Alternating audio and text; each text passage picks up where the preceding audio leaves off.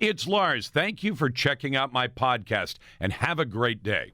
We don't trust the Taliban. This is not about trust, but there is a reality on the ground. That is Jen Psaki, the woman who gets paid to answer the questions that President Joe Biden refuses to answer. Welcome to the Lars Larson Show. It's First Amendment Friday, my favorite day of the week, because it means we open up the phone lines to all of you. Not that they're closed the rest of the week, but every subject is fair game on a First Amendment Friday, and I'm always glad to take your input. And one of those questions that Jen Psaki had to answer today, as we see a terrorist attack in Afghanistan that yesterday took 13 American lives and more than 170 lives in total. And a White House, I want you to hear this clearly, a White House that at this hour is being told that more attacks in Kabul, Afghanistan are not just possible, but those attacks are likely. That is the warning from the intelligence folks. Attacks are likely to continue. And we still have several days before the August 31st deadline that the Taliban has laid down. And we have a president who's bowing down and kowtowing to a terrorist organization that now is in charge of an entire country, armed with $80 billion worth of weapons that you and I, American citizens, paid for. Is President Biden putting Americans first, the way he likes to brag in his speeches? Take a listen to Jen Psaki just a short time ago. The president likes to say America is back, but his policies have Americans getting beat up by the Taliban and Afghans handing babies over barbed wire fences. Is that what he meant when he said America is back? What the president meant is that we are going to continue to lead in the world, including being the leaders in evacuating not just our Afghan partners, not just American citizens, but now also our allies. And we have done that by evacuating approximately 42,000 people over the last month. That is Americans leading. That is our men and women in our military leading on the ground, securing the airport after the Afghans fled and didn't secure the airport, and ensuring that we are taking care of our partners as we promised to. Well, hold on a second. Jen Psaki, this woman lies for a living. And let me call you out on one specific lie. She says we're leading in the world in getting our people and our Afghan partners home. Let me point out that the British, that the Germans, the French, that other countries have actually sent in special forces to Kabul, Afghanistan, to pull their citizens out to the airport and get them out of Dodge in a hurry. Now, has the United States done that? How is it possible that countries, as much as you might admire the UK or Germany or France, they are not countries that have the kind of military might and expertise that the United States has? And yet they were capable of going out on the ground into that big city, it's 4.5 million people in Kabul, Afghanistan, and extracting their citizens. Do you know what we did instead? Not only did we not send our military into the city because Joe Biden does whatever the Taliban tells him to do, an American president following the orders of a terrorist organization. We didn't do that. We said we can't. The Pentagon announced more than a week ago, we don't have the capability to go out into that city or into the areas outside of that city where an awful lot of Americans are still waiting for rescue. We don't have the capability. That was the announcement from Lloyd Austin, Joe Biden's pick as defense secretary.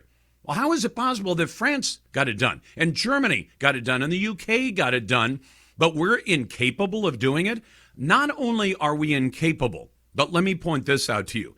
Politico is reporting this morning, U.S. officials in Kabul gave the Taliban a list of names of American citizens, American green card holders, and our Afghan allies to grant entry into the militant-controlled outer perimeter of the city's airport. As Politico puts it, basically, they just put all those Afghans on a kill list. That's what one Defense Department official said, who spoke on condition of anonymity. It's appalling and shocking and makes you feel unclean.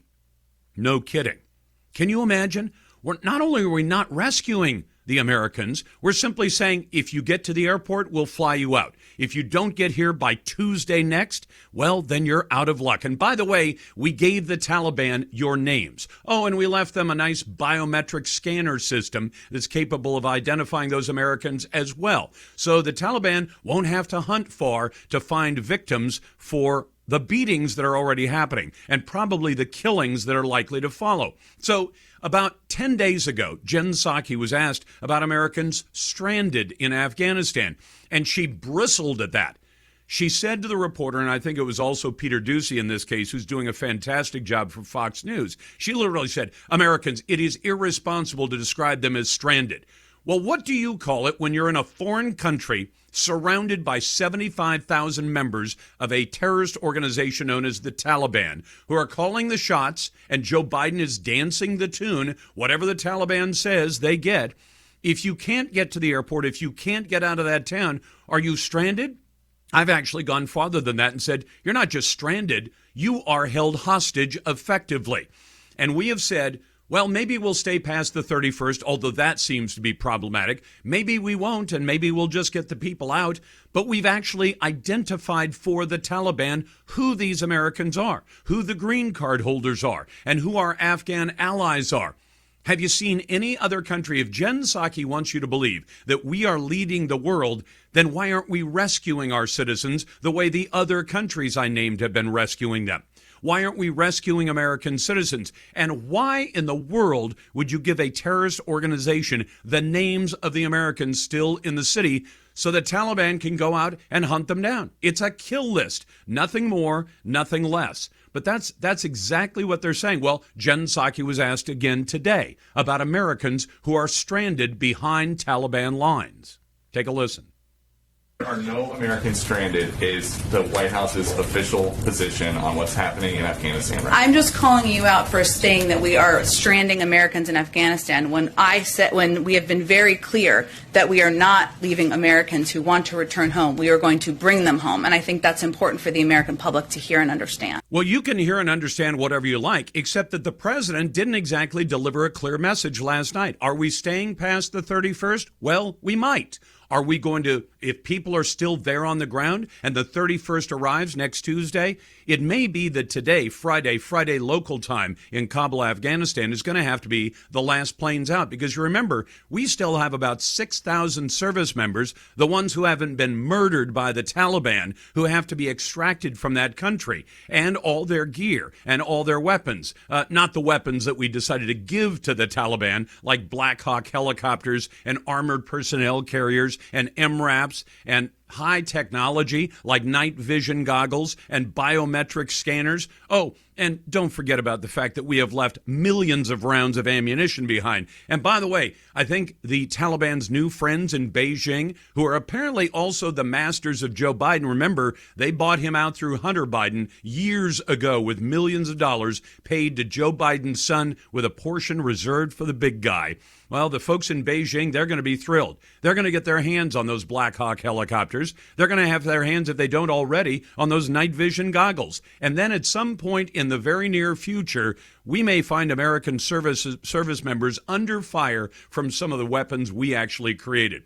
Coming up in just a moment on First Amendment Friday, we'll get to your calls at 866-HEY-LARS, and I'll talk about how much I hate double standards, and there's one being used right now with the Afghan refugees brought to America. That makes a lot of sense, a lot of nonsense. Right, you're bloody well right. You know you got a right to say. This is the Northwest Nonsense. How much longer do we have to sit for this nonsense? No left-leaning, dead fish wrapper bias. No mega TV network liberal agenda. Just the cold, hard facts from Lars. I hate double standards, even though I fully understand that without double standards, most liberals would have no standards whatsoever. The latest example, unemployment benefits. Normally, if you quit your job, you get no unemployment. But last year, the government changed the rules. People who merely feared that going to work was going to get them sick could actually quit the job and still get that weekly unemployment check. This year, Kate Brown and Jay Inslee seem desperate to force vaccination on people. They've even done it to doctors and nurses, some of whom have reached out to me because they believe they're going to lose their jobs. They've forced it on government employees, even though elected officials gave themselves a mysterious exemption. See if you can explain that double standard. Now, pushed by the government, a lot of private employers have deployed the carrots and sticks. Take the jab or you lose your job. Both Oregon and Washington have now decided that if you do not get the job and you lose your job, you get no unemployment benefits because you'll either quit or be fired. Somebody please explain that double standard to me. If you feared illness last year, no matter how rational or irrational anybody else thinks it was, you could quit your job and still get the benefits. If you fear an experimental vaccine with known side effects that can still leave you sick with COVID and transmitting COVID to others, and you won't take the shot, you won't get jack when you lose your job. And let me throw one more little double standard in. While all of these states, most of them run by blue state governors, Democrat governors, have said, we're going to force you to do it. And Joe Biden is doing everything he can to force it. Guess what's happening with the Afghan refugees? Well, Jen Psaki, the president's spokeswoman, was asked about that today. And she said, we're going to offer the vaccine to all the Afghan refugees. What? We saved your bacon, flew you out of a dangerous country. Yes, you worked with the United States. You're now coming to the United States, and Joe Biden could say, we're going to make those people get vaccinated or they don't get in. He's not going to do that. He will force Americans to do something that he's not going to do more than ask of people coming from Afghanistan.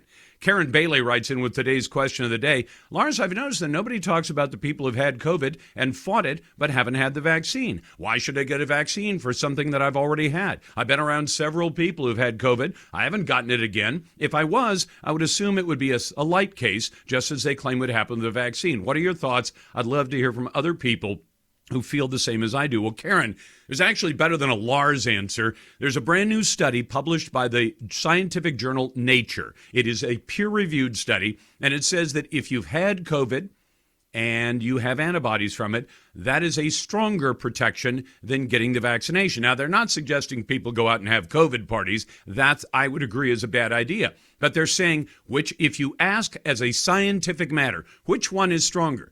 The person who has antibodies from getting the disease and getting through it, or the person who's had the vaccination. The scientists say it's the person who's actually had the disease. Now, will Kate Brown and Jay Inslee issue vax cards for all the people who've already had COVID and survived it?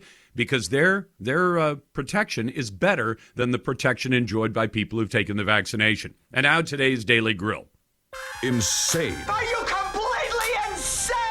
Ridiculous. They get more and more ridiculous. Flat out dumb. You're even dumber than I thought. Who deserves today's Lars Grill of the Day? Maybe they're just really stupid. Find out right now. Brought to you by Les Schwab Tire Centers. Doing the right thing matters. I'm going to give full of credit to my friend Ari Hoffman at the Post Millennial for reporting that what happened when Seattle's mayor took money away from a program intended for the homeless, she spent it on herself. During cuts to the Seattle Police Department's budget last year in response to defund the police, Seattle City Council voted to cut the Seattle Police Department's so-called navigation team that had responsibility for clearing out the city's violent homeless encampments and referring campers to social services. However, now Post Millennial has learned that Seattle police officers who are on the navigation team have been reassigned. And what's their new assignment? Providing personal protection for Seattle Mayor Jenny Durkin, despite a significant increase in violent crime throughout the encampments and a decrease in deployable officers citywide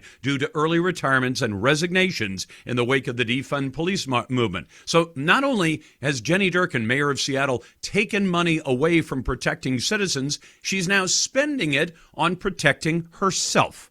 If there's a naysayer for that one, I'd love to hear it. Today's best email, but you can always send more to talk@larslarson.com, is brought to you by River City Environmental, the leading environmental and emergency services company in the Northwest. Now hiring with full benefits, leading pay, and a signing bonus. Online at rivercityusa.com/careers. Jeremy writes in, Lars, Joe Biden has vowed to hunt down those responsible for the deaths of our service members in Afghanistan yesterday and make them pay. I have some good news for Joe. He won't need a vast intelligence network, the latest and greatest technology, or thousands of American troops to complete the mission of identifying those responsible for this cowardly act. A simple mirror is all that Joe needs to identify the responsible party. Thanks, Lars. Signed, Jeremy. You can send your emails to talk@larslarson.com. And on a First Amendment Friday, our first caller is Amy Ryan Corsu, who's running for the United States Congress. How are you doing, Amy? I'm excellent, Lars. How are you? Not too bad. And I want to know, of course, what What should we make of a president who actually said there was no way to get out of Afghanistan without chaos, something that's been rebutted strongly by members of our military and other experts who said we didn't have to have this happen? Well, as you know, I mean, it's a debacle. I'm running for Congress based on, common sense, business practices. But I'll tell you what, watching this unfold is not just heartbreaking for all of us. I want you to know what I'm doing as a candidate, and I think we all need to unify and demand our Congress take action. It's time, they're at a 13% approval rating. It's time that they step up for the people. We get our American citizens out. And I know I'm preaching to the choir on your show, bless your heart, because we're all seeking the same thing. But I'll tell you what, I have taken the time personally to write all 535 of my congressmen and women and demanding that, number one, we impeach Biden based on the 25th Amendment, and number two, that we step up and protect American citizens and American soil. We have to close our border. And I'm a woman who's ready to take action and who's ready to enforce accountability, and Congress needs to step up. And Lars, I just can't emphasize that enough. And this is our unity moment. One more thing.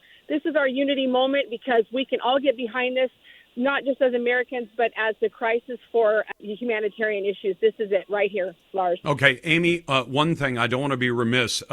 Where can people find your campaign online and help you out? Thank you, Lars. I'm at amyfororegon.com is my website, and all of my social media is Amy for Oregon. Bless you so much for your messages. Thank you. Are you sure, Amy, that you want Joe out? Because I want Joe out, too. I think he's actually responsible for the deaths of those service members, even though the bombing was carried out, we're told, by ISIS-K. But if we get him out, we get Kamala Harris as president, who may be worse. That's right. And, I understand that that's a situation that we're going to have to deal with. But I'll tell you what, I hate to say it can't get worse, but I think I'm so afraid of our open borders and the terrorism in the future that we don't know who's in our country. I believe we have to get Joe out first. That's our first priority. And then let's deal with the next steps that we need to take. But Congress has a job to do, and they're not doing it. No, they're not doing it right now. That's Amy Ryan Corser running for Congress here in the Pacific Northwest. Coming up, where does the monoclonal antibodies fit in as a COVID treatment, and why isn't it being used more here in the Northwest? We'll get to that next. Welcome back to the Lars Larson Show. Pleasure to be with you on a First Amendment Friday. Always glad to get your phone calls and emails, and we honor the naysayers. We put them right to the head of the line at 866-HEY-LARS. That's 866-439-5277. Emails go to talk@larslarson.com. I want to talk about mask mandates, about vaccine mandates, and about overcrowded hospitals. As you know, we're being told that the hospitals are becoming overcrowded with COVID cases, even though I believe that we actually have seen numbers recently that suggest we've hit the peak and we're on our way down the other side. I've also been watching places like Israel, which is one of the single most vaccinated country on earth, maybe other than Iceland, and they're having a massive outbreak of COVID as well. And one of the ways that some of the states like Florida have been addressing this is by saying one of the things we know will keep people out of the intensive care unit and out of the hospital in general are treatments with what are called monoclonal antibodies. I know, hard to say. It was used on President Trump when he came down with COVID. And so when I got this note from Terry Rich, who's a registered nurse, saying, look, I got 40 years experience in public health and other places as well, I got curious about that. Terry, welcome to the program. How are you? I'm good. Thanks for letting me share my information, Lars. Now, I want you to share whatever you want to share, but I want you to address that monoclonal antibodies issue as well. I don't care which one goes first, but my audience is absolutely hungry, starving for information, and they feel as though, I think a lot of them, that the information is being filtered. They get what the political types want us to get, whether they're getting it off social media or right out of the mouth of a governor or a representative or Joe Biden. So start wherever you like, and I'll fill in the gaps with questions. How's that? Sounds good. So my concern started actually from a personal level in January. I ended up seeing on social media, because I've been hearing the same information everybody else has. Even as a provider nurse, I've heard, somewhat more. But I saw on social media that there was this Regeneron ad, and that it was monoclonal antibody treatments that were available, and you can click on this site that said infusioncenter.org, and you can find out where they're available in your area. And so I saw that, and I said, this is interesting. All it was available was really in the Portland, Salem, and Eugene area in Oregon. And then Seattle, I would imagine, Seattle and Spokane in Washington State. In other words, a very limited number compared to, say, the 1,500 sites that Florida has set up. Exactly. And so, but this was back in January. And so I thought, I went to my doctor and I asked him, because he's a pulmonologist, I thought he'd have some good information, that, is this available in Central Oregon, which is where I live? And he said, no, we don't have it here. And so then I put it off for a little bit and then checked with another doctor that I see up in the Portland area. And he said, well, this is where they have it. And I still thought that it might have been in research still. And so it was a limited availability. And then I started having some more questions, thinking, I need to check this out.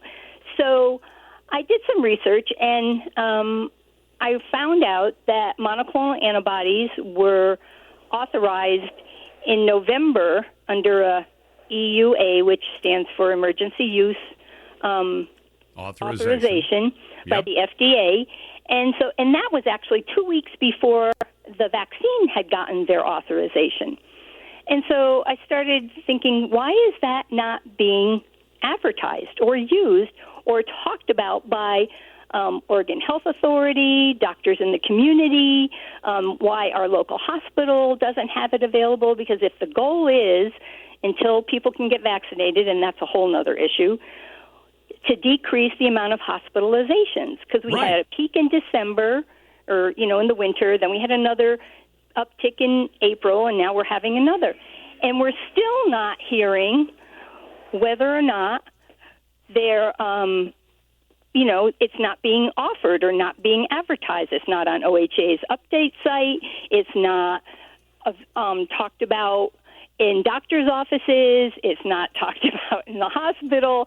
So I was just really, as a nurse, shocked that a treatment that can decrease hospitalizations by 80%, as long as it's given in an appropriate amount of time.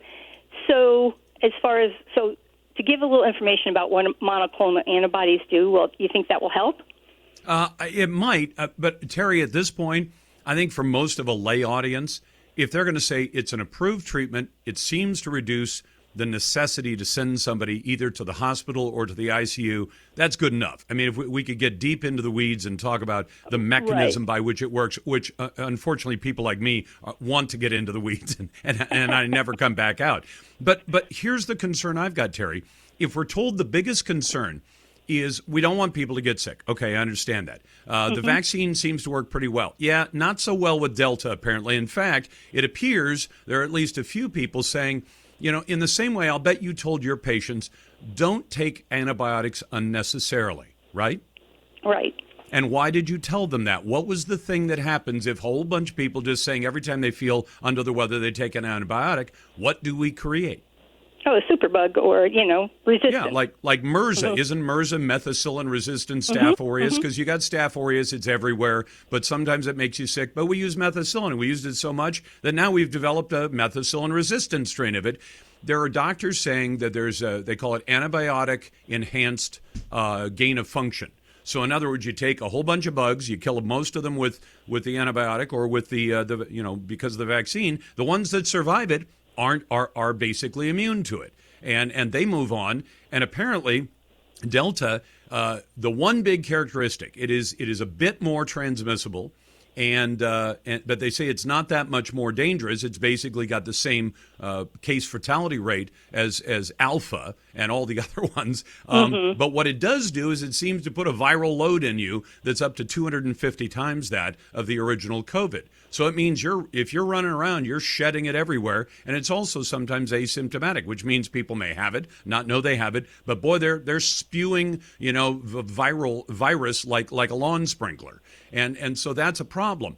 Why wouldn't they want to say, let's put monoclonal antibody treatments out there, make them available, so we don't load up the hospitals if that's the concern? And like you, I would love to ask that of Kate Brown. I'd love to ask that of our so-called state epidemiologist, who, by the way, is not an epidemiologist at all.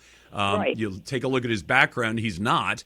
And you say, why aren't you pushing the hospitals to offer this stuff? I talked to a doctor friend of mine and said, is this stuff unavailable? He said, no. I said, is it expensive? And he said, well, medicine's expensive, but I think it's $1,500.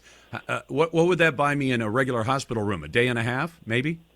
Correct. So my point is, so you have monoclonal antibodies, which can be given. The part that's really important to remember is that if people get tested when they first have symptoms, you have a 10-day window from the first onset of symptoms. That's a big window.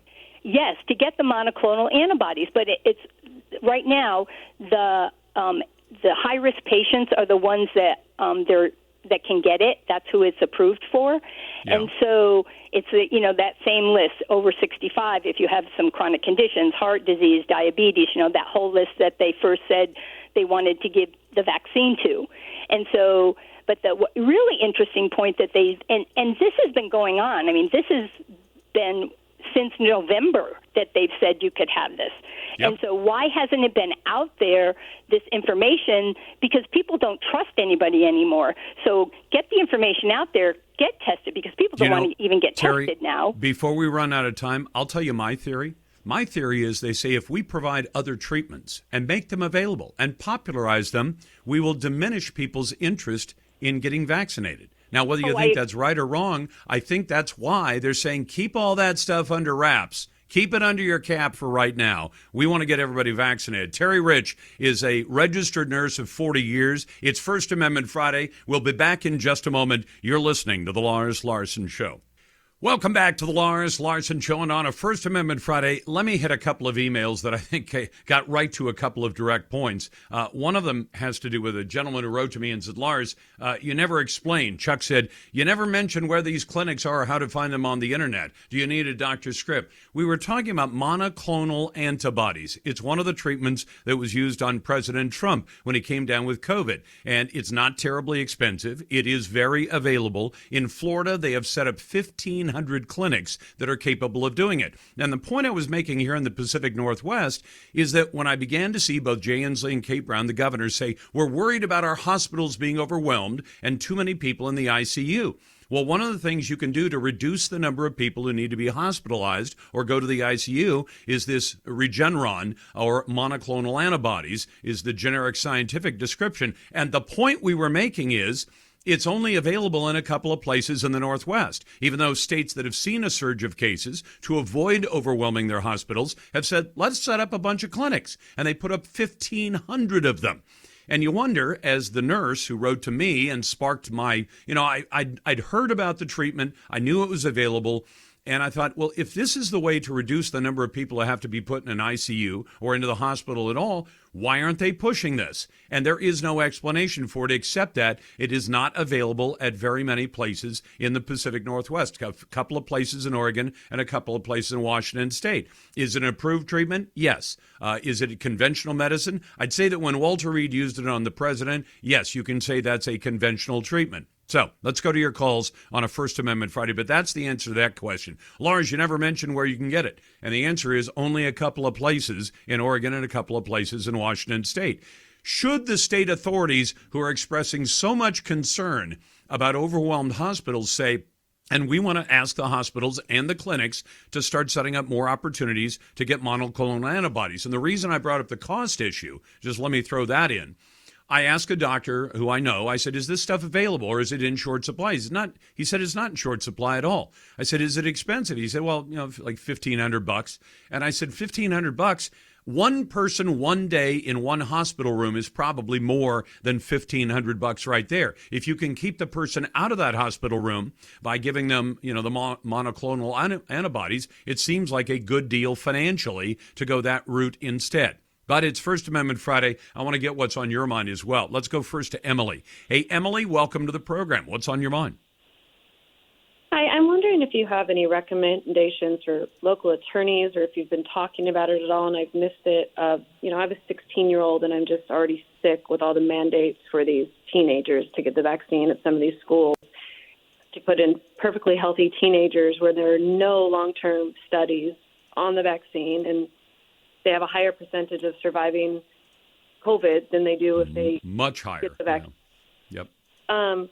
And I just didn't know if you've been offering help. You certainly can't call on your own or talk to anybody about it because the one-size-fits-all bully mentality in this town and country right now just won't accept that there's ever a reason to not get your perfectly healthy 16-year-old vaccinated. I just feel really sad and sick about where we are. I just hope you had any suggestions. Emily, there are groups that go to bat, lawyers that work for various organizations, and we have them on all the time. Pacific Legal Foundation and other Goldwater Institute, ones like that.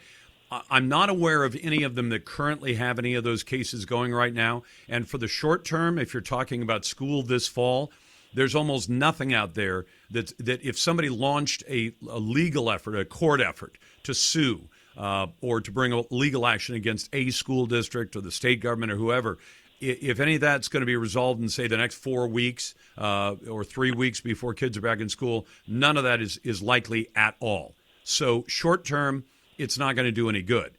Long term, they may win some of these cases. In fact, I'd predict that they will win a lot of these cases because America's always been about letting people make their own choices, even if you think their choices are stupid. You know, I knew a guy once years ago who was covering the Olympics. He was a sports guy, and he got sent home from the Olympics because he'd had stroke.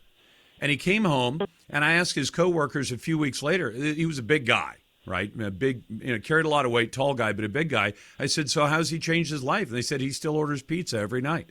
And I thought, I'm willing to bet his doctor told him, pizza is no longer part of your repertoire. Now that you've had a stroke, you got to start taking your health seriously. Did he? No. Did the doctor probably tell him that's not smart? Yes. And was he allowed to make his own decision, even though it was literally potentially life-ending? Yeah. And you could describe thousands of different circumstances like that, but we've never been about forcing people to do things. And so the short answer is you're not going to get any legal help that's going to turn the corner for you in the next couple of weeks. That's just honest. Are there going to probably be legal efforts against all of these mandates and draconian measures that are slamming down on families and kids and everything else? Yeah. Are they likely to produce results in a short time? The answer is no. What's the terrified mentality of the person pushing something with no long-term answers on healthy kids? It doesn't make any, Emily, it doesn't make sense to me either. And frankly, if you go back a year and a half, almost a year and a half, and listen to this show, you'd hear me saying, how are we going to get out of this? I said, it's going to be part of the landscape for some indefinite period of time. That's the reality, number one. That's what I was saying back in March. And number two is people and individuals will make the best decisions, not government. Government is ham-handed. They have one-size-fits-all solutions. And once you give, especially Democrats, a taste of authority, they're like that guy with a hammer to whom everything looks like it's a nail once you got a hammer in your hand, and they are hammering down hard, and they're hammering down on citizens' freedoms. Emily, thank you for the call. You've got the Lars Larson Show. Welcome back to the Lars Larson Show on the Radio Northwest Network. I want to tell you that we're continuing to track what's going on in Afghanistan right now because the White House, having seen the deaths of 13 service members yesterday, has been told that further attacks are not only possible, but they are actually likely as the effort continues to try to get Americans out of Afghanistan, because so far the Biden administration has done a better job of getting Afghans out of Afghanistan, about 100,000 of them, compared to just a few thousand Americans. And they have made no firm commitment to rescue every single American before the deadline with the Taliban, who Joe Biden is trusting to provide security, runs out on the 31st. But welcome to the Northwest Network. Our Twitter poll today, should the man who assassinated Bobby Kennedy walk out of prison? And if you say, what are you, crazy, Lars? Bobby Kennedy, assassinated in 1968 by a dirtbag named Sirhan, is now going up for his 16th parole hearing today. And guess what? Thanks to our friend George Soros, the screaming left-wing liberal billionaire who's been funding sellout district attorneys all over America to try to make sure that justice does not get done, George Gascon, the LADA, says he will not oppose parole for Sirhan. Now, that's no guarantee, but for 50 years, every single DA has opposed parole for Sirhan. He's now in his 16th hearing, and now the DA says, no, I'm not going to oppose it. So that's our Twitter poll. You can find it at Lars Larson Show and at larslarson.com. Brought to you by Ultimate Truck Services. If you rely on trucks for business, Ultimate keeps your biggest assets on the road and running right. Find them at ultimatetruckservice.com. Now, to talk about another miscarriage of justice is the young liberal attorney Robin Deskamp, who's a writer, and she's the author of a book about divorce. But she's been representing a professor at Pacific University, and this is one that just takes the cake, and is one where even a liberal like Robin and a conservative like me can agree Pacific University is screwing over Professor Richard Paxton. Robin, welcome back to the program. What's the latest chapter in this? Well, first of all, I want to thank you for calling me young. I really appreciate it. The latest chapter is that after a 9-month-long Title IX investigation, the university decided that Dr. Paxton never said anything that implicated Title IX. They then went forward with a 1-week-long investigation for the same speech, determined that it violated their policies. They held a trial for him that lasted 1 day. They did not allow him to attend because he couldn't be there on the day that it was scheduled, and they have voted to terminate him. So he is out of a job. Now, I want you to, you're a lawyer. I know you want to talk in legal terms, but for my audience, why is Dr. Paxton, Professor Paxton, getting the bum's rush from Pacific University? What's the real reason behind why they are shoving him out of the university since, as you pointed out, he didn't do any of the things they accused him of doing? Well, I look at this as a sort of a two-pronged analysis. Number one is there's the stated reason, and then number two is there's the probable real reason. The stated reason is that he violated Pacific University College speech code when he made certain statements in class. I want to give you an example of one that makes me a little bit nuts. He said in class during a lecture that Native Americans were warlike and aggressive. Now, one of the students heard that, and apparently they found this to be a racist statement. So we understand that at his trial at Pacific University, they found that to be a racist statement. The context of the statement was Dr. Paxton was talking about how in some films and television shows, Native Americans were portrayed as these weak, compliant creatures who, when the Western expansionism began and when pilgrims came here in the first place, that they just handed over all of their land and didn't fight at all. So the lecture content was Dr. Paxton describing that, no, Native Americans fought. They fought like hell to protect their land and their people. Calling Native Americans, making that statement racist is like saying that the American revolutionaries, if we say that they were warlike and aggressive, is that a racist they were. statement? No. Right. It's not racist. Right. And so for this, he's got a tenured job. He's not an at-will employee like most Americans are. And so that's the stated reason. The real so reason he's just to translate that for my audience, if you have tenure at a university, it doesn't make you bulletproof, but it makes it very difficult to fire somebody who has tenure. And that's the aim of granting tenure, isn't it? To say, we want you to have academic freedom. Therefore, if the university ever wants to fire you, they're going to have to work overtime to fire you because we've granted you tenure. The universities that grant tenure are essentially saying, we're not going to just fire you like an at-will employee, like a janitor could be fired. We're going to give you some protection against that. Does this overcome that protection? Right, and so tenure is a contract. It's a contract between a university and the professor, but it's also a contract that all universities have with society as a whole, that when you send your kids to a university or when you attend a university, you're not going to a place that's going to simply give you pablum, spoon feed you what they want you to believe. The whole purpose of going away to university and getting a higher education is to be challenged in your current thinking. And that's why you and I, Lars, even though you're conservative and I'm liberal, that we both find the idea that professors could be unilaterally terminated for speech in class that offends a sensitive student is abhorrent to the idea of higher education in general. I know I wouldn't want my son attending a school that was just telling him everything that he already knew or that he was comfortable hearing. Well, let me ask you about one other, because I'm glad you brought up this one, because this one's absurd. And maybe what you should do is invite all the folks on the University Board of Trustees to see Last of the Mohicans, let's say, just to watch that for a little background. Not that it's a historical document, but as I understand it, it tracks the history pretty well. The one that got me is when Richard Paxton, who is at least his antecedents were Jewish. I don't know if he's Jewish or not. He is Jewish, yes. Yeah, and he taught. So here's a Jewish professor talking about how proud he is of one of his Jewish ancestors who was the biggest private funder of the American Revolution, and that he was for doing that, for being a Jewish professor, describing his pride in his Jewish ancestors who helped get America free from Great Britain. He is described as anti-Semitic. Pretty incredible. Yeah, it floors me. Now, I'll invite, because we like naysayers, I'll invite Pacific University any day they want. I don't think they'll take me up on it, to come on and explain why would you fire a professor for speech in the classroom that you've granted tenure to this professor, but you're going to fire him for speech.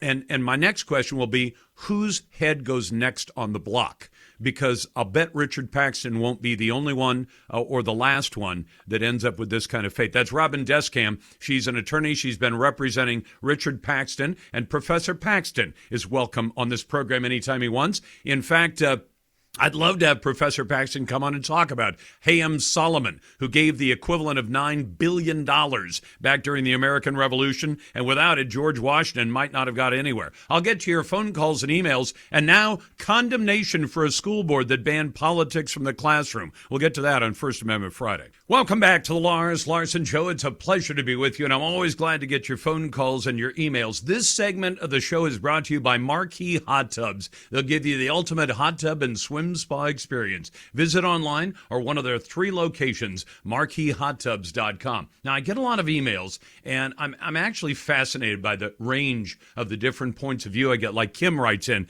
Lars, admit it. You have a smallpox vaccination scar. I do too. I'm 10 years older than you. In fact, there wasn't a snowball's chance in hell that you or I would have been allowed to enroll in public or private schools without a smallpox vaccination. It wasn't political. It was simply a public health issue, even though the last known case in the U.S. occurred in 1949. Your caller concerned about vaccination of her very healthy teen. Of course she's healthy until she's not. And the stats are certainly in on the COVID vaccines. Overwhelmingly, the infections in Oregon, hospitalizations, ICU, ventilators, and death, unvaccinated. How is this science hard to understand? I'll tell you what, I'd love to talk to Kim about that, because I think the questions and the info is not entirely in. In fact, Bloomberg has a report just this week in which they say they don't know exactly what's happening or why the vaccinated are so worried. Well, I can tell you why they're worried. And I pointed this out last week when a gentleman called the show and he said, Lars, you have to encourage people to get vaccinated. I said, no, I don't. I want people to make their own decision, their own informed decision. And he said, but you have to. You have to tell people to do this. And I said, no, I don't. I've always been in favor of American autonomy. That is, every single person can make his or her own decisions. And I said, why do you want people to get vaccinated? He said, to protect me. I said, but you're vaccinated. He said, yeah. I said, so what are they protecting you from? He said, well, I can still get it. I said, yeah, you can. And in fact, you can spread it. In fact, there's some evidence now that people who've been vaccinated who get the Delta variant of COVID are shedding a massive amount of viral load, this virus shedding that people do when they're sick. It's why you're both symptomatic and you could give it to somebody. I said, by your argument, the vaccine, what good has it done you?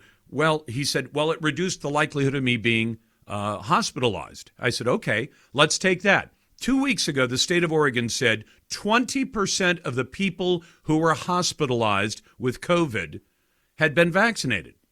He said, yeah.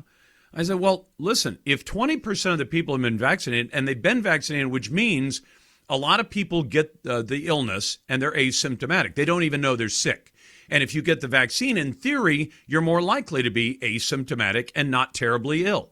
So if 20% of the people who were hospitalized were vaccinated people, that means the number of people who got the vaccine who are sick with COVID may be quite large. And as Bloomberg reported, the vaccinated are worried and scientists don't have the answers. And it's a long, involved piece that goes into a big analysis, and I think it's worthwhile to read.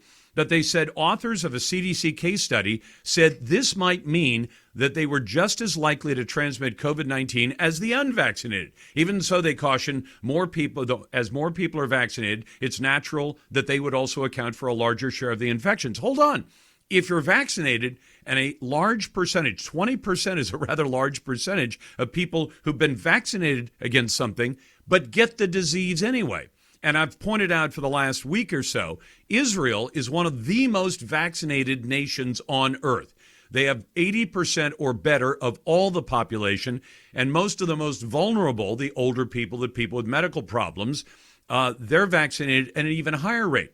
Now, remember back when they said, when we get to about 60% of the people who've had the disease or they've been vaccinated, we'll have herd immunity. Well, guess what? We're now at about 60% nationwide. It might even be 70 by now. And a brand new study came out today. My friend Eric Wattenberg, the doctor from Central Oregon, pointed it out to me. I had seen it, but he had a good version of it. There's a brand new study, a published study that says by December of last year, as much as 30%, maybe even 40% of the U.S. population has already had COVID. And there's a second study, this one was published in the journal Nature, that says the antibodies you get, the protection you get from having had the disease is much more powerful, perhaps even 13 times as powerful as the vaccination. Now, they're not saying go out and have a COVID party and get everybody sick. That would be stupid. I didn't agree with the idea of chickenpox parties either. But if you say 30% of the country has already had the disease and 60% plus has been vaccinated, we should be at herd immunity by now. But we're not. And as I said, Israel, which is highly vaccinated, much more so than the United States, is having a big surge of cases for reasons nobody can figure out. So if you think all the answers are in right now, I would suggest to you the evidence is they're not. Let's go to Sean. Hey, Sean, welcome to the Lars Larson Show. What's on your mind today? Hi. Hi. My understanding is that monoclonal comes from a class of drugs that uses stem cell fetal tissues. So Bush limited the use of that entire class of drugs when he was in office, wanting us to go in a different direction and not use fetal tissue in any drugs, and he limited the research. I'm going to have to research that one because I can't tell you whether or not the research that produced the monoclonal antibodies is as a result of fetal tissue use or not. I don't, Sean. They used old fetal tissue lines, and they're not. Yeah, the ones that were developed back in the 70s. Correct, but he wanted to limit that entire class of drugs because the idea of using fetal tissue research for any drugs he was very much against. So he took. Okay, can I tell you this? Regeneron, which is one of the monoclonal antibodies, are apparently it's like a cocktail of antibodies, and they're saying Regeneron does not include stem cells. Correct, but they mimicked it from using stem cells before that research was shut down and effectively trying to drum all that research out of business. It was one of our best options for Parkinson's, if you treat it early enough, and many other diseases. So they just quietly tried to brush it aside and stop doing that research. But you're correct. They used what they had and then mimicked it. But if they mimicked it, if they mimicked it synthetically, is there still the moral objection that this research helped to produce it, and the research was originally done on using stem cells developed from embryos from the 1970s, and that because it mimicked it, in other words, you've come up with a synthetic version of it. In that one, Sean, is there still the moral objection to it? Well, that's the question. I don't know if you remember when Michael J. Fox was begging to use it under compassionate care use, willing to take the risk when he developed Parkinson's early on. And I think the people who have wanted to use this drug, who maybe had a different philosophy on umbilical cords and stem cell research felt it was unfair to open that door again. I don't, but what I don't want stated is that Regeneron contains stem cells. It does not. It does not contain, and so then that entire class of drugs was developed from stem cells. All that research and all that excitement over treating. So does that mean that, from your point of view, anything that comes out of that research there is morally toxic? No. Okay, that's where I have to end it. But Sean, very interesting call.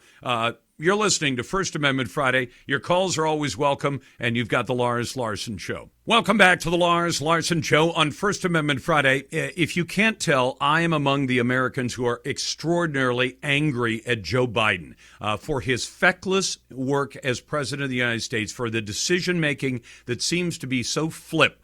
And so I guess he has easily tossed aside American lives, the lives of service members who died yesterday because of his bad leadership of this country and his bad decision-making about Afghanistan. And he has thousands more lives of people who are on the ground in Kabul, Afghanistan, who need to get out of there, and he's made no firm commitment to get them out. You hear sort of him edging around it, saying, well, we'll make sure everybody's out. Even if we have to work on doing it after the Taliban's deadline, which is another reason that I'm angry at him, because he's letting the Taliban dictate how America carries out a military operation, a rescue operation, and everything else. So I thought I'd go on with this with Jeff Smith, who's a research fellow who specializes in South Asia at the Heritage Foundation. Jeff, it's good to have you back on the program. Let me start here. I'll get right to it. Has Joe Biden's feckless no-plan plan turned Afghanistan back into a global hotspot for terrorists? Well, it sure seems like it. We've just suffered our worst terrorist attack in recent memory. At a time where we were supposed to be ostensibly getting everybody out. And I think there's no question now. You know, we've been focused on the Taliban, but these guys put somebody from the Haqqani network in charge of security in Kabul just a week ago. And the Haqqani network has been killing Americans for over 10 years. They orchestrated the deadliest attack on the CIA in the organization's history. They've bombed a U.S. military base and wounded 77 soldiers. They've been brazenly attacking the U.S. And it's not surprising to me after one of these guys took control of security in Kabul. Now we're seeing al-Qaeda, who they have long-standing links to, and ISIS crop up. And I wouldn't be surprised if they had a hand in the attack. I mean, Jeff, I'm not a military expert. There are a few of them in my audience who are former service members that I've had the pleasure to talk to. But if you just take two data points, one is we've got 6,000 men and women, I think mostly men in uniform on the ground trying to provide security for the airport. And you've got the Taliban that we're told by the Pentagon has made Kabul so dangerous, so hazardous, that our military can't even go out into the city to try to seek Americans and rescue them back to the airport. So you've got, it's that dangerous, it's that hard to pass. And yet, as you point out, they're in charge of security, and somehow a guy with a suicide bomb manages to make it past one of their checkpoints to blow up a bunch of American service members and Afghan nationals. And how does that happen? And it's because they're either incompetent at security, or maybe, as you point out, since the Haqqani have been killing Americans and assisting in the killing of Americans, you suppose there's even the chance that they said, yeah, go ahead, the crowd's down there. Yeah, I do think that's a possibility, frankly. I mean, these guys are really nasty. They're all nasty, but these guys have had an anti-American agenda for a long, long time, and they have ambitions even beyond Afghanistan. They've got close links to the Taliban. They've got close links to al-Qaeda, and frankly, they've got close links to Pakistan's ISI, which unfortunately has links to all of these groups. It's the one thing they all have in common, is some kind of connection to the ISI. And I'm sure wouldn't be the first time your leaders or your listeners have heard that Pakistan has had a hand in much of this. So it is tragic, and it is, there are reports that American citizens are getting notices that they should head for the borders if they want to flee the country. They should go to the Pakistan border. I never thought I would see this day. I mean, they would really expect Americans who are there for whatever reason on whatever assignment, I mean, non-military, to somehow make their way to the Pakistan border and then get across it into a country that's not terribly friendly toward us. And I'm glad you brought up Pakistan, Jeff. Tell me this. I've heard the suggestion. We give a lot of assistance to Pakistan. We give a lot of cash to Pakistan. They weren't terribly helpful when it came to finding Osama bin Laden, who'd been hiding in Abbottabad for a good long period of time before we finally tracked him down and punched his ticket. But why don't we lean on Pakistan, which is what, as I understand it, is where the Taliban is actually headquartered. It's not headquartered in Afghanistan, I'm told, and you'll know this. It's headquartered in Pakistan. Well, then why aren't we leaning on Pakistan? Yeah, the name of the Taliban Leadership Council is called the Quetta Shura because it meets in the city of Quetta in Pakistan. And this is widely known to everyone. Everyone in the U.S. government is on record at some point saying that the intelligence shows that the ISI has strong links to them, has warned them ahead of time before the U.S. was going to attack. The ISI even has had some involvement in some of the attacks on the U.S., according to some accounts. The point is, it's irrefutable that these guys have very, very close links. The reason that we soft-pedaled our approach to Pakistan this whole time is that when we were in Afghanistan, we were reliant on them for ground lines of communication. Afghanistan is landlocked, and you have to get a lot of men and military and supplies in and out of the country somehow, and it can't be through Iran. And the Russians kicked us out of Central Asia, and the Pakistanis were willing to do it even as they turned around and armed and supported our enemies because they got benefits. They got billions of dollars from it. They played the double game. They backed the Taliban and then got us to pay for it. And they played the game well. And we sort of felt they were untouchable. And then we thought, well, we need them to bring the Taliban to the negotiating table because they've positioned themselves as kingmaker. And only with their help can we get the Taliban to negotiate with the Afghan government. It's our only chance. They sold us that line. Jeff, and then, let me ask, I want to grab a couple other things before I lose my time window with you. Sure. But I'm talking to Jeff Smith from the Heritage Foundation's Asia Study Center. But these Afghans that we're bringing back to the United States, now we're told, well, they were absolutely indispensable. I've seen some other people say, well, some of them gave a little bit of help to the United States, and so that's maybe an arguable point. But if we bring in 100,000, and as I understand it, we've already identified at least 100 of them who are on terrorist watch lists already, are we bringing people into this country? If we bring in 100,000 and we missed 1% who are jihadis or potential future jihadis, we're putting America at tremendous risk if even a few hundred or 1,000 people get in who hate the United States. How are we able to guard against that? The president said, well, we're background checking them. Well, Jeff, you could be background checked. I could, too. They could look up our driver's license and our financial records and a lot of other things. I'm not sure about the ability to do that with the random Afghan citizen who got on a plane and is now going to arrive in the United States in the next couple of days. Is there any meaningful way we can vet them? It's very difficult. And frankly, 100,000 is a very big number. What I understand right now is that they're trying to move as many of them as they can to third countries, even sometimes in Africa, sometimes in the Middle East, and then setting up bases there to try to filter through these people and vet them. And the ones that don't make it are asked to stay in that country, maybe as refugees. But they're trying to do all this vetting from the outside. And I mean, it is very difficult. It is very challenging. And you can't be wrong once. And the problem is there are a lot of folks who did help, who did risk their lives, who do deserve to come. And so we do have some responsibility, I think, to them. It is a logistical nightmare, I have to tell you. And, of course, this could have been much better planned for, much better prepared for over months before the precipitous withdrawal, and this could have been handled much, much differently. And it almost seems like they chose They chose not to do that. Jeff Smith is a research fellow who specializes in South Asia at the Heritage Foundation South Asia Studies Center. Jeff, thanks very much. I appreciate it. Glad to be with you. I'll get to your phone calls and emails. It's First Amendment Friday at 866-439-5277. Naysayers go first on the Lars Larson Show. Welcome back to the Lars Larson Show. It's First Amendment Friday, my favorite day of the week, not because it ends the week, because my week never really ends. I work all weekend, but no, because we open up the phone lines and I get such an incredible, delicious, and sometimes disturbing variety of comments and questions from people. Before I tell you about the big rally going on in Olympia, Washington tomorrow, let me go all the way up by the Canadian border to the town of Blaine, where Devin is listening, probably on KGMI, if not the Radio Northwest Network. Devin, welcome to the program. Thank you, Lars. Thank you for taking my call.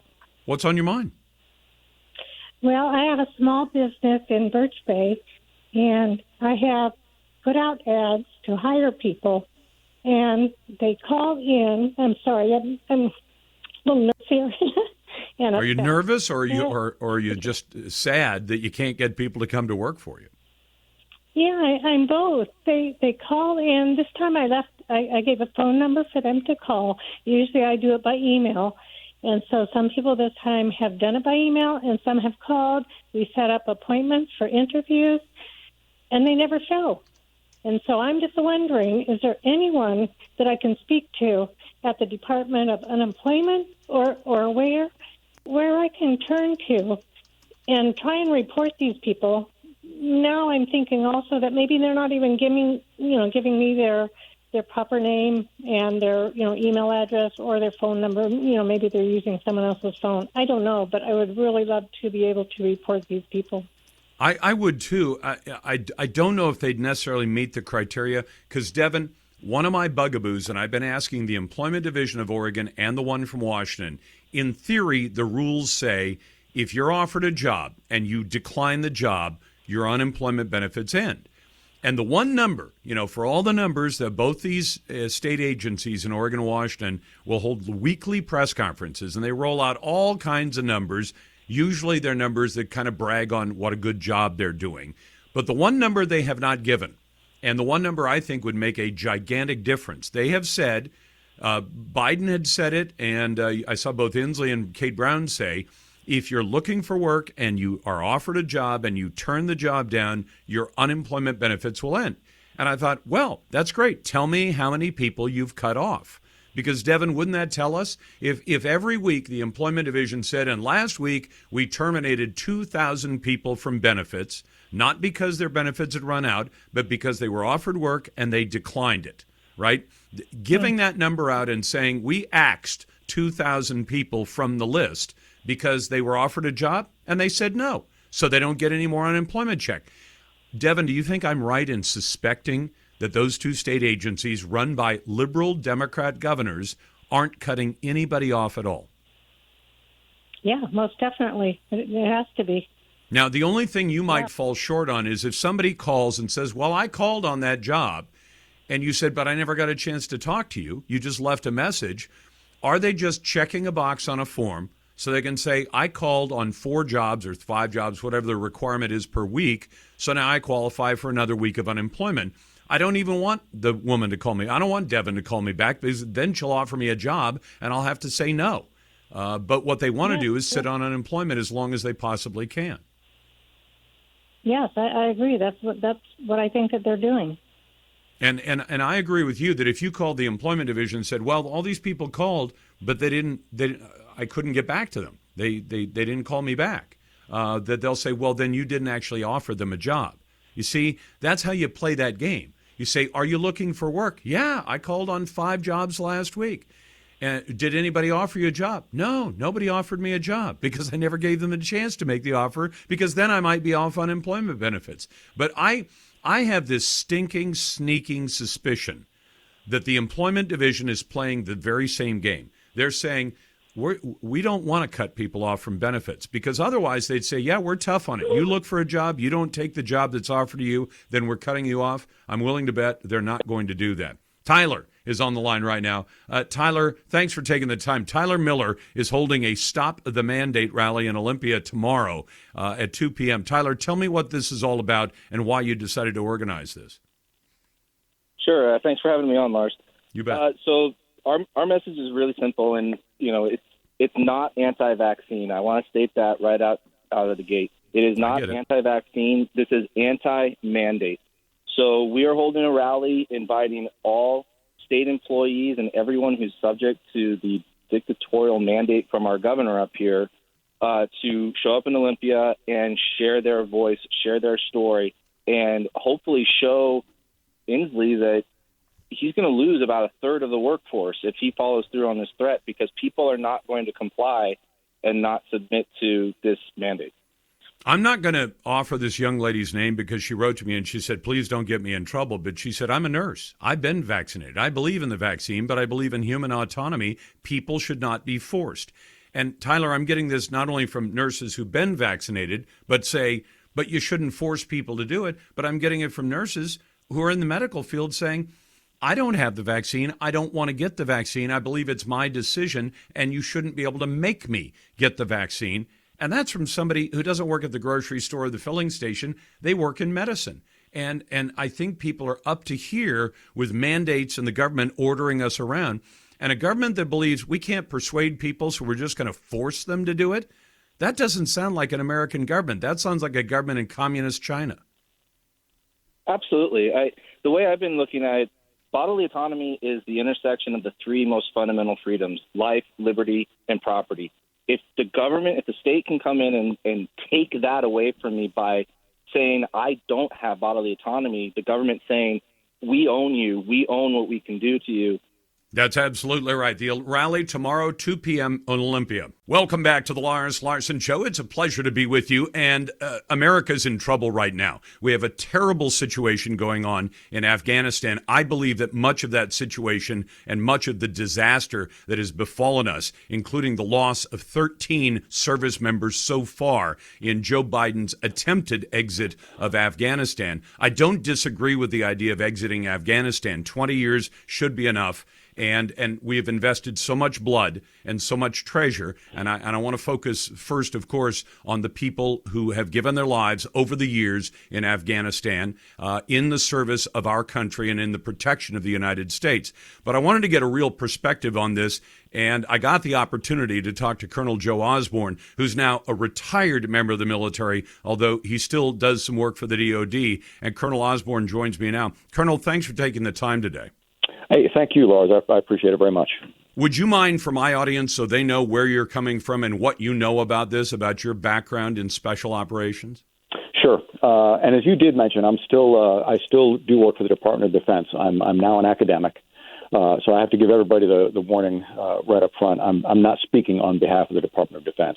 These are Joe Osborne's opinions. Do not reflect official policy. Any errors are mine and mine alone. That said, I am a retired colonel out of the Army Special Forces. I've got a number of rotations in Afghanistan under my belt, mostly in what we could call the early days, I guess, starting in 2002. So three full deployments, a number of shorter trips mixed in with those and some after for various reasons in subsequent assignments. But somewhere in my garage, I've still got a pair of boots that I can smack together and get Afghan dust out of them. So I guess... It gives you a real perspective on what's happened there. Colonel, let me ask you first. Let's start broadly. What went through your mind when you got the news that 13 service members had died in the line of duty, in uniform, killed by a suicide bomber in Kabul? Well, I think like everyone, my initial thoughts go out to, the Marines. I've worked with them many times. It's my strongest heartfelt condolences to the service, to their families especially. Nobody wants to be the last casualty in a war. And I, knock wood, I hope these are. But I'm also, unfortunately, was not horribly surprised that an incident like this happened. I've been, in my experience, in some of these sort of Mad Max type environments where you've got hundreds, if not thousands, of people around you, security is very difficult to maintain, and a lot of bad actors on the ground. And that begins with the Taliban, who, how nonsensical is it to say that we're relying on the Taliban for anything? I mean, just say it out loud and it sounds ridiculous. And then the other actors in place. And I think ISIS-K has taken responsibility for this. I don't know if that's true, but, there are certainly other actors in place that now can take advantage of this, very, very turbulent environment. And we are, the consistent worthy target for all of them. Colonel, let me ask you this. I know that when the news coverage of it, it was, ISIS-K appears to be the bad actor that was responsible for what we now learn is one suicide bomb that went off, took the lives of more than 100 people, about 90 of them Afghans, and then 13 U.S. service members, including 11 U.S. Marines, as we understand the numbers, another 15 who were left with really grievous injuries, wounds after that. When President Biden about a week ago said there was no way to do this without chaos. You've been there. You've been boots on the ground. Was there a way to exit Afghanistan without chaos like we're seeing today? Certainly there was. I mean, you could have planned this any number of different ways, to be honest with you. Good plans are often impacted by or overridden by political priorities, and those certainly come into play in this. Much of this was predictable. The minute that the momentum started to shift heavily towards the Taliban and we started seeing provincial capitals falling, we could have reacted very quickly with some agility at that point to kind of put a stop to things. But we certainly could have had a much more deliberate, phased plan in place that would have allowed us to stop, to reset, to reintroduce forces, to punish bad behavior on the part of the Taliban, to bolster the Afghan government where necessary. And it certainly would have taken longer. We've created, these sort of false deadlines that we created don't do us any favors. So, in a world where our adversary is more than happy to be patient, we are not. And that's part of our strategic conditioning because our strategies are generally confined or constrained by our political cycles. So we throw a mark on the wall and say we're going to be out by this point, and we mean it. And that's an incredible constraint and limitation on the ability to do this in an orderly fashion. But yes, absolutely, this could have been done in an orderly way. I'm talking to Colonel Joe Osborne, retired Colonel Joe Osborne, still on the DoD payroll. He served as deputy commander of the 3rd Special Forces Group, did, as he said, 3 full rotations as the Combined Joint Special Operations Task Force Afghanistan. He also served as the executive officer to the commanding general of Army Special Operations Command. So President Biden has said, look, I was left with a plan by Donald Trump, and he wants to shift the blame to Trump and also shift the blame to the Afghan army. But as you pointed out, wasn't Trump's plan to say, at least as stated publicly, that we're going to work with the Taliban, but we're going to hold them to conditions? And at this point, it seems as though the Taliban is now calling the shots, and there are no conditions on the Taliban. Am I wrong in that? Well, I think in terms of just where they are in the power center, it is safe to say that the Taliban do hold an upper hand in terms of dictating terms. They're controlling the outer perimeter around the airport. They are controlling the capital city. They're controlling virtually all the lines of communication in the city and around Afghanistan, with the exception of the provinces north of Kabul and north of Bagram up in Panjshir. I do think having set conditions and having stuck to those conditions would have been a better approach. But to be quite honest, again, the American approach to strategy is flawed from the outset. So there's plenty of blame to go around on multiple administrations, to be honest with you. Again, I do think having conditions, sticking to conditions, having the flexibility, the tactical and operational flexibility to ramp up or ramp down operations, to inject security operations in where you feel that you need to do more directed advisory operations with the Afghan forces to bolster them when necessary as part of this process. would have been incredibly important parts of a plan that would look much more like an orderly withdrawal. I'm talking to Colonel Joe Osborne. He's retired from the United States military. He served with Special Operations Command. We'll be back in just a moment. You're listening to The Lars Larson Show. Welcome back to First Amendment Friday on the Radio Northwest Network. Always glad to get your phone calls and your emails. And this segment of the show is brought to you by our friend Nick Shivers. Go to nickshivers.com for an instant offer to sell your home immediately. No showing, no hassles, and you pick the closing date. nickshivers.com for details. I want to mention something. As you know, if you listen to the show for a while, you find out I've got a lot of libertarian tendencies, which means that I'm an admirer of Senator Rand Paul, who has the advantage of not just being a libertarian and a member of the U.S. Senate. That's actually a down check in many people's books. But he's also a medical doctor and an eye surgeon. And he posted today, this is one reason why vaccine mandates and passports are wrong.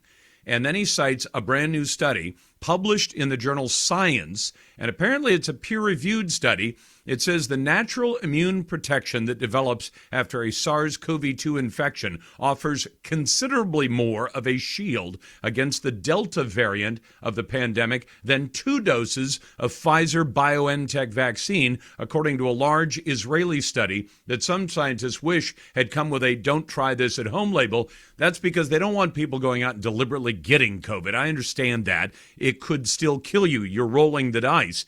But on the other hand, is there any effort at all to offer vaccine passports to people who've just been sick with COVID and recovered from it successfully? If the science out there says that gives you better protection than somebody who's been vaccinated, shouldn't the people who've been infected and survived it, shouldn't they be able to say, I've got better than a vax card? But I don't see any governors like Kate Brown and Jay Inslee offering that. Let's go to Rhonda. Hey, Rhonda, welcome to the Radio Northwest Network. We're proud to serve the Northwest for the last 21 years, and I'd love to know what's on your mind.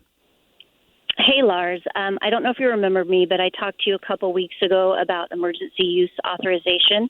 Yes, and had sent you an EUA. email. And you gave me the best tip. I passed that on to so many people. Rhonda's the young lady who said, if you look it up on the FDA website and read about 3 paragraphs in, it says you can only give emergency use authorization if there are no other available and adequate other therapies. And we've pointed out there's Regeneron, there's ivermectin, Right. there are all of those. And some people would put hydroxychloroquine on that list. That gets you a little controversial, but okay, they're available. Then they can't grant EUA. That was your point. And I thought it was brilliant, Rhonda. Well, thank you. I wanted to bring something else to your attention. I heard you talk about breakthrough cases. Not sure if you've covered this already, but the way the CDC reports breakthrough cases changed as of May 14th. Are you aware of that? No, I'm not. But you've done a lot more study of this than I have. So I also sent you an email with a link to the CDC's website on how they report breakthrough cases. And basically, as of May 14th, the CDC, the CDC changed. They only report breakthrough cases of people that have been hospitalized or died if they are fully vaccinated. So basically, if you are a fully vaccinated individual and you test positive for COVID but don't end up in the hospital or die, you are not counted as a breakthrough case. Okay, so let's give people a way to remember that would be Greg Abbott, the governor of Texas, right? Mm-hmm. Because Right. he was vaccinated, he got COVID. The only reason they knew he was positive is I guess they were testing the whole staff every day for whatever reason they were doing that, and they found out, hey, Governor, you've been vaccinated, but you have a breakthrough case of COVID. He didn't go to the hospital, as I understand it, and didn't get terribly ill, and he didn't die at last report. So he Correct. wouldn't be counted as a breakthrough case. That is correct. We know what he did because it was reported on the news, but Right. it's not reported in the CDC statistics. So basically, it looks like the breakthrough cases are lower than they actually are. The other thing that I sent you a link on that I'm currently researching, it's really important to note that the CDC also changed the guidance, I believe it was in April of this year, on how they gave guidance to the laboratories on Yep. how to, for the PCR testing for the fully vaccinated. Apparently, they lowered the CT cycle, which is the cycle threshold. basically the way they test the people who are fully vaccinated, it basically makes it look like that even though maybe they do have COVID, they lowered the threshold on the numbers. Like I said, I don't have a lot of details on that. Does a lot of this, though, Rhonda, does this strike you that what they're trying to do is monkey with the numbers because they want to produce a certain result? You know, you can make statistics, the outcome look like anything when you change a little bit here and there. Yep, it can you sure can. paint a whole different picture. And that is the problem that I have. And that is what's not happening with, like, even with the vaccines. I'm not an anti-vaxxer by any means. Nor am I. But informed consent isn't happening. We can't make proper medical decisions for ourselves if we don't have all the information. Because if it's not given the truth to us up front, we may have made a completely different decision if we would have known all the facts, right? Because you're going to start comparing apples to oranges instead because you're counting. By the way, I want to throw this at you too. Apparently, Joe Biden and the infamous Dr. Fauci, or Dr. Fauci, as some people are calling him, they're now talking about requiring, I'm not kidding, New York Post is reporting it tonight, late this afternoon, but tonight on the East Coast. President Biden and Dr. Fauci are discussing requiring booster shots every 5 months. So first it was 8 months, then it was 6, now it's down to 5. This is starting to really concern people, especially because, Rhonda, and again, this I don't have any specific medical knowledge, but it kind of makes sense to me that if you tell people don't use antibiotics all the time, or we end up breeding antibiotic-resistant strains of bacteria because antibiotics only work on bacteria, that when the people say, well, if you get everybody vaccinated, we'll all be fine. Well, Israel is almost all vaccinated, and they're not fine right now. Same thing they with... They have one of the highest vaccination rates, I believe. It's like 80% in the general population, and among the real, the groups that are most at risk, older and with medical conditions, it's above 90%, and they're having a big outbreak. And the problem is they're protected against the Alpha variant, but they're not protected against the Delta. So when it breaks through, it's Delta. Well, that means that Delta becomes the predominant variant, which that actually happened in late June. It first emerged in April. People say it only happened this summer. No. Delta was 30% of all cases by April. By June, it was the majority of all cases, and now it's now almost all of the cases now are Delta. And you say, why is it Delta? Well, because you're protected against Alpha. The vaccine protects you against that, not so much against Delta. And now it sounds like we're kind of breeding a better virus because we're saying we're going to kill all the weaker ones, so all we're going to end up with is strong ones. Well, yeah, that's great if it's animal husbandry. It's not great if you're breeding viruses, is it? Exactly. The other thing I wanted to point out to you, and I'm going to send you a link when I find it on the FDA's website because I've read it once before, emergency use authorization versus the FDA approval of I believe the Pfizer vaccine. Yep. A lot of people don't realize that when you go get a vaccine, let's say you think, okay, it's approved. Well, it's only approved once they make those vaccines after the FDA approval. So if you go get a vaccine today and it was made under the license of the emergency use authorization, the liability, they have no liability under emergency use authorization. I believe, and I could be wrong, that there's more liability for them if something is FDA approved. Wow, that is a big difference. By the way, Sirhan voted for release from prison. Welcome back to the Lars Larson Show. It's a pleasure to be with you on a First Amendment Friday. Terrible to learn yesterday that we lost 13 United States service members in a suicide bombing in Kabul, Afghanistan. 15 more went to the hospital. And so I thought it'd be appropriate to talk to Representative Jack Bergman, who represents today the 1st Congressional District in Michigan, but I think his more important title is Retired Lieutenant General of the United States Marine Corps. Congressman, it is a pleasure to have you on. Thanks for your service in Congress, but excuse me if I consider your service in uniform far more important. Well, thank you, Lars. It's great to be with you, and I think while serving in uniform was important, if you look at the state of the world that we're in, we need both men and women in uniform, and we need good men and women in Congress.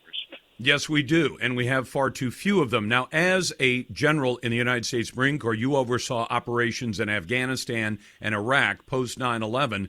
I want to know from you, the president would have us believe, and he said so, we've run the soundbite, there was no way to exit Afghanistan without chaos. Would you agree with that assessment? Not really, because I think there was some false parameters put into his assessment. And the idea, we have to understand why we went to Afghanistan in the first place 20 years ago. And that was after 9/11 to get Osama bin Laden, who planned the 9/11 attacks. The threat as it exists today in the world from the radical terrorist non-nation state actors, the Al-Qaeda, the ISIS, the Taliban is more localized, but they're partners in all of this together. That threat is still there, and our mission is to ensure that we don't have any more attacks like 9/11 on our homeland. But it sounds as though, Congressman, that's exactly what President Biden has delivered, because now we have the Taliban largely in control of an entire country now, armed up now with $80 billion worth of shiny, relatively new American taxpayer-funded weapons and technology that they never had before. And one of their first actions was to go to Bagram Air Base that we abandoned almost 2 months ago, where there was a prison full of ISIS, and they turned all these people loose. And then ISIS attacked our service members and murdered 13 of them yesterday. I mean, we've made a more powerful Taliban and perhaps a more capable ISIS by doing this, haven't we? Well, we have, because I don't care whether it's ISIS, the Taliban, Al-Qaeda, whoever it is, they only understand one thing, and that's power and strength.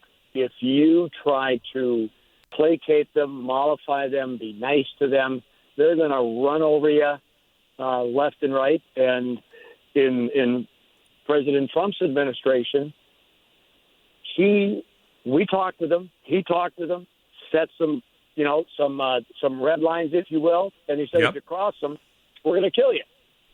And they crossed a couple times, and that's exactly what we did. President Biden comes in and just is soft. He's just decades ago we just said he's soft on defense. Of course, decades ago he was still soft on defense as a senator. So it didn't matter what he did in foreign policy as a senator, but it does matter now as president, if that makes sense. I think it makes perfect sense, Congressman. I'm talking to Congressman Jack Bergman, who served in the United States Marine Corps, rose to the rank of lieutenant general.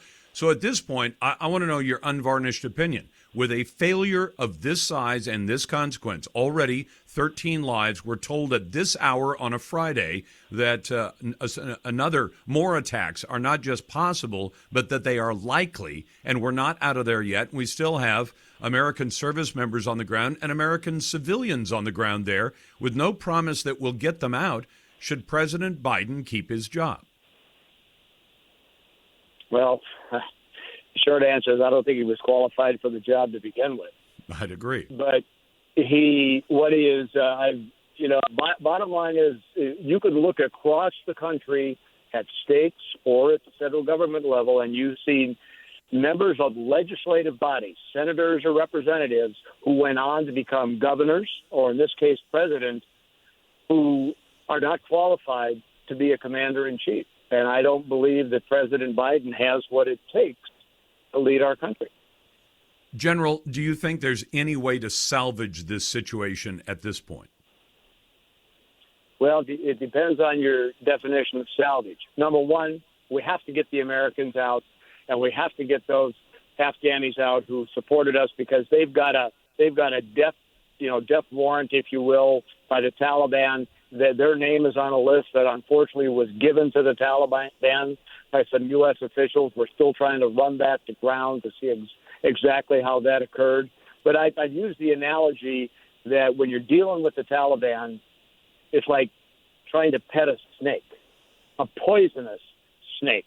Eventually, you can try to pet it all you want. It is going to bite you. And that's what we've got right now. But our obligation as the American military. But now you got to remember, this operation in Afghanistan has by and large been run by State Department. The military, the Department of Defense, is supporting the State Department. So the State Department, I tell you what, the person I believe who really needs to go sooner rather than later is Secretary of State Blinken. It's time for him to step down. Well, and I don't see that happening. There's not even. The funny thing is, you can see things start to get whispered about. And usually, in the case of a left-wing administration, the left-wing media will start saying so and so is probably going to go, and they get trial balloons like that. But General, let me go back. Your military knowledge. The deadline is technically the 31st, which is next Tuesday. It's already into Saturday in Afghanistan right now, or nearabouts. And we were told effectively the last planes had to be out with people on them, civilians on them by today, by Friday, because we still have to extract about 6,000 service members and all their gear from that airport, and that's likely to be fraud as well. If we don't have all the Americans out by Tuesday or even by Sunday or Monday, what should we do what should Joe Biden do at that point? What should the U.S. military do? Abide by the Taliban's exit deadline, which is now effectively their deadline because Biden says he won't change it, or stay until we get every last person out? We need to stay. We don't leave anyone behind. Remember, you're talking to a Marine. Yes, we go sir. to the fight. Marines go down in the fight, but we never leave anybody behind, and we don't quit until the mission is accomplished. So to me, there is absolutely, whether it's August 31st or September 30th or December 31st, don't care. We, as the United States, need to make sure that we keep the pressure on to get everybody out, no matter how long it takes. And basically, we're not abiding by the Taliban's rules. Okay, I want to ask you one last question, just for fun, General. What's it like going from a general where everybody under you followed all your orders to being one of 435? As the highest-ranking combat veteran ever elected to Congress, and all that means is we got some underperforming retired 4-stars because I was only a 3-star. But that was an attempt at humor for those who were. But the point is, I went there to work. I don't care whether you're Democrat or Republican. You need to be able to understand good policy, and I'm on armed services and veterans affairs. I went there to build relationships. So I learned a long time ago, especially dealing with folks from other countries on a mill-to-mill basis, is you go and you build relationships. So it's you don't give orders, but you figure out a way to get things done. So I'm a kind of a get-things-done kind of guy. I don't really care who gets credit, just let's get it done. So it's been a little frustrating, but it's a chance. It's a chance to excel in a different way. Congressman and General, thank you very much. It's a pleasure to have you on the program. That's former Lieutenant General from the United States Marine Corps, now Congressman from Michigan's 1st Congressional District, Jack Bergman. Congressman and General, thank you. You're listening to the Lars Larson Show. We'll get to your phone calls and emails coming up next. And it's the Radio Northwest Network. Welcome back to the Lars Larson Show. It's First Amendment Friday. Glad to get your phone calls and emails. And by the way, this segment of the show is brought to you by Marquee Hot Tubs. They'll give you the ultimate hot tub and swim spa experience. Visit online or visit one of their 3 locations. That's marqueehottubs.com. You can also vote in our Twitter poll. The question today, I think, is fairly simple. Should the man who assassinated Bobby Kennedy walk out of prison? I said no to that idea. Guess what? He's going to walk out of prison. The parole board just voted in favor of the release of Sirhan Sirhan. And if you thought, well, I thought he was dead already. No, you can only wish for that. This is the guy who assassinated Senator Robert F. Kennedy in 1968. He had just finished a campaign swing through the Pacific Northwest. He went to California, and he was gunned down by Sirhan Sirhan. And you would think, well, doesn't a guy like that deserve to be locked up for his entire life? Well, guess what? George Soros, our friend the liberal billionaire, who's specialized lately in spending his money getting very liberal district attorneys who run on a platform that says, I promise not to prosecute anybody. George Gascon is one of those jokers. He is now the L.A. County District Attorney. And today, he announced, or yesterday he announced, that when he went to Sirhan Sirhan's parole hearing, that he would not oppose releasing the assassin of Bobby Kennedy. Now, I didn't agree with Bobby Kennedy's politics, but assassination? For assassination, you should be locked up till you are good and dead in prison. Instead, he is going to be released by the California Parole Board because a George Soros apparatchik in the DA's office in L.A. County said, I'm not going to oppose release. Now, with that in mind, vote in our Twitter poll. Should he walk out? I'd say no. You can vote any way you like, at Lars Larson Show. And today's Twitter poll is brought to you by Ultimate Truck Services. If you rely on trucks for business, Ultimate keeps your biggest assets on the road and running right. Find them at ultimatetruckservice.com. Let's go first to Michael. Michael, welcome to the program. What's on your mind on this First Amendment Friday? Hi. I graduated from high school in 1969, so I vote no on Sirhan. But another thing I wanted to mention is one of my sons was a Marine in the air traffic control tower on September 11th, and he volunteered to go up and take over at the Pentagon after they got hit. So I'm highly affronted by the idea that we would select September 11th as the date to, celebrate the Taliban, or, the terrorists. That's what Joe Biden originally planned to do. Joe Biden originally planned to make the last day in Afghanistan September 11th. Then apparently somewhere a light bulb went on, and he realized that was a terrible idea. But Joe Biden has he emboldened them, no doubt. And my first question that I actually intended to say was, how do we know that the suicide bomber wasn't in an American uniform? What do you mean? That he might not have sneaked in by wearing an American uniform? There's no guarantee they weren't, because when Joe Biden decided to hand over the entire country of Afghanistan to the Taliban and all our weapons and vehicles and aircraft and guns, he also handed over everything else. All the uniforms, the night vision. That might in fact, it'll be interesting to see when they examine that scene exactly what happened in that case. Thank you for the call, by the way. Let's go to Janice. Hey, Janice, thanks for listening on the Radio Northwest Network. What's on your mind today? Hey there, Lars. Great to be with you. I wanted to invite everyone to come out to the Oregon State Fair. We've got in booth 310, Clean Voter Rolls. We've got the referendum 301, 302, and 303. And we are just encouraging everybody to come out and sign those referendums so the people of Oregon can have a choice on these several legislative acts that they passed this last year. I'm very concerned about House Bill 2681, which really strips our voter maintenance laws, and so that people can be on the voter roll without voting for over 10 years. Yep. Yes, and the no late voting bill, which is House Bill 3291 as well, which will allow late voting up to 10 days, ballots to come in up to 10 days after the election. That's a good cause. Referendums 302 and 303 at Janice's booth at the Oregon State Fair. Thank you for the call, by the way. Let's go to Jesse in Port Orchard. Hey, Jesse, it's First Amendment Friday. What's on your mind? Well, hi, Lars. So, a long-time listener, first-time caller. Thank you. I'm upset about about the vaccine mandates that they've enacted here in Washington State, and I have a religious exemption. I'm a construction worker, but I'm concerned that with the emails that just came out in public disclosure from Jay Inslee's office, it states that they want to make the religious exemption as narrow as possible, and the DOT just released their religious exemption form, and it's 2 questions, and it says, you, employee name, assert that you have a sincerely held religious belief or religious conviction that prevents you from receiving the COVID-19 vaccine. Number 2, you, your name, affirm, agree that you have never received a vaccine or medicine from a healthcare provider as an adult. As an adult. So in other words, if you've ever had a flu shot at some point in your life, then your religious exemption is denied.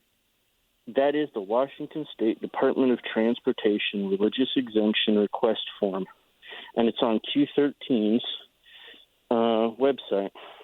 I'll tell you what, thank you very much for that, Jesse. That's good information. We'll make use of it, especially next week. It's First Amendment Friday on the Radio Northwest Network.